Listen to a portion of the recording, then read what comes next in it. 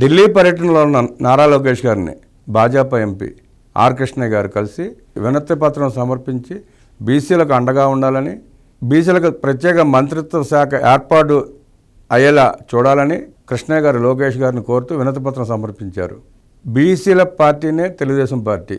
బీసీలకు ప్రతి విషయంలో అండగా ఉండే పార్టీ తెలుగుదేశం పార్టీ. బీసీల కోసం నిరంతరం పోరాడుతూ ఉండే పార్టీ తెలుగుదేశం పార్టీ. కృష్ణయ్య గారికి ఆ నమ్మకంతోనే లోకేష్ గారిని కలిసి లోకేష్ గారి ద్వారా, బాబు గారి ద్వారా, పవన్ కళ్యాణ్ గారి ద్వారా ప్రయత్నం చేస్తే బీసీ మంత్రిత్వ శాఖ ఏర్పాటు అవుతుందన్న ఆశాభావంతో ప్రయత్నం చేస్తున్నారు. దాంట్లో తప్పట్టాల్సిన అవసరమే లేదు. ఢిల్లీ పర్యటనలో ఉన్న రాష్ట్ర విద్యా, ఐటీ, ఎలక్ట్రానిక్స్ మంత్రి నారా లోకేష్ను రాజ్యసభ సభ్యుడు ఆర్ కృష్ణయ్య కలిశారు. ఈ సందర్భంగా పలు సమస్యలతో కూడిన వినతి పత్రాన్ని మంత్రి లోకేష్కు అందజేశారు. బీసీల హక్కులు, అవకాశాల కోసం రాజ్యాంగంలో స్పష్టంగా పొందుపరిచినప్పటికీ వారి అభివృద్ధికి ఇంతవరకు నిర్మాణాత్మకమైన చర్యలు లేవు. రాజ్యాంగంలో ఆర్టికల్ 340 ప్రకారం 1953లో కాలేల్కర్ కమిషన్, 1978లో మండల్ కమిషన్ నియమించారు. కమిషన్లో ఆయా కులాల విద్యా, వృత్తి, సామాజిక, ఆర్థిక, రాజకీయ పరిస్థితులను అధ్యయనం చేసి వారి అభివృద్ధికి సిఫార్సులను సమర్పించాయి. కానీ ఆ సిఫార్సులు ఇప్పటికీ అమలుకు నోచుకోలేదు.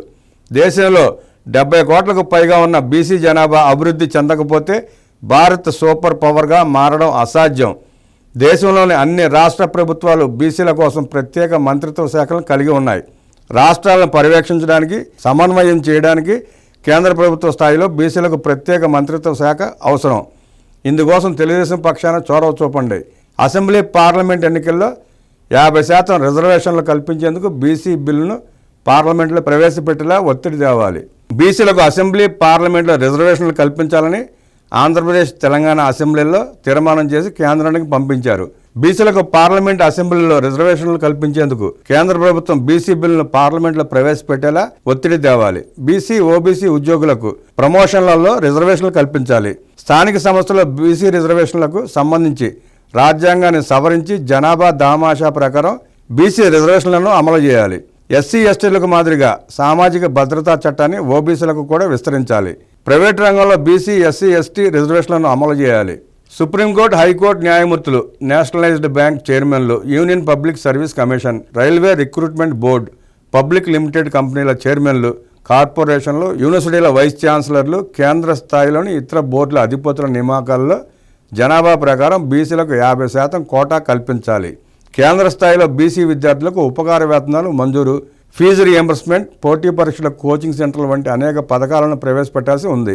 విద్యారంగంలో బీసీలను ప్రోత్సహించాల్సిన అవసరం ఎంతైనా ఉంది. అందుకోసం బడ్జెట్ కేటాయింపులు జరగాలి. బీసీల సామాజిక, విద్యా, ఆర్థికాభివృద్ధి, హాస్టళ్ల మంజూరు, వారి సంక్షేమం కోసం ప్రతి సంవత్సరం కేంద్ర బడ్జెట్లో 1,00,000 కోట్లు కేటాయించేలా గళం విప్పాలి. కేంద్ర ప్రభుత్వం ఐఐఎం, ఐఐటి వంటి ప్రీమియర్ ఇన్స్టిట్యూట్లలో కేంద్ర విద్యా సంస్థలో బీసీలకు 27% రిజర్వేషన్లు కల్పించారు. అయితే ప్రవేశం పొందడానికి ఫీజు వ్యయం బాగా ఎక్కువగా ఉంది. ఇది ఓబీసీ విద్యార్థులకు అందుబాటులో ఉండదు.